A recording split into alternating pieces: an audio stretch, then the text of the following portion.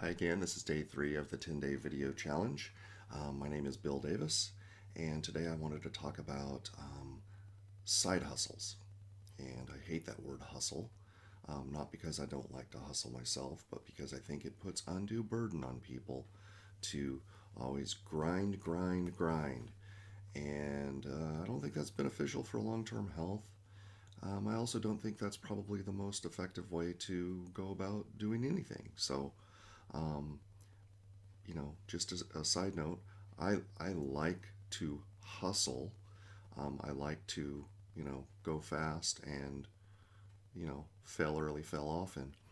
Um, but I don't like that grind it mentality. I don't like that 10x mentality. It's just not for me. If it's for you, great. Go listen to Grant Cardone and you'll be fine. Um, but for most people, let's talk about side gigs.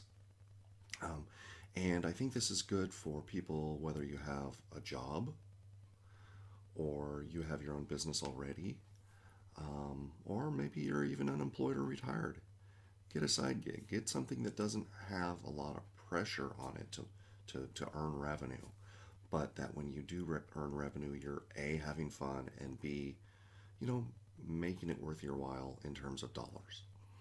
So um, let's start with somebody who has a quote unquote day job. Maybe you work for the city. Maybe you're a factory worker. Maybe you work in a warehouse. Maybe you do retail. You have a lot of expertise that the general public doesn't have, and it would be you also have around your job, but you also have information that you know that other people don't. Say you have a hobby. Say you like photography. You take pictures of your children. You take pictures of beautiful landscapes and scenery.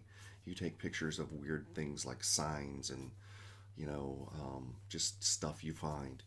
It's quirky. You post on Instagram. You post things on Facebook and Pinterest, and you you get some engagement. That's a sign that you could actually turn this into a little bit of money. It means you're probably pretty good at this, and probably better than most. Certainly not a professional photographer yet, but in time that could possibly happen, right? So turn that into a side gig. How do you do that? Find sites that will pay you for your photographs. Like I think Shutterstock is one of them that does that. You basically create a profile and you start uploading photographs, and you put a price on them and people buy them. And yeah, it may be only a 10 cents here, a buck there, $5 here. Maybe you do something on Fiverr where you get $5 or more for a photography gig you put together for somebody. The point is, you want to have in this economy, in this environment, where there's very low unemployment, but there's certainly a lot of underemployment. People who are working two jobs and people who aren't able to make ends meet. That could be you. You could lose your job tomorrow. Probably not Sunday. Um, but the point is, you want to have income coming in from various sources.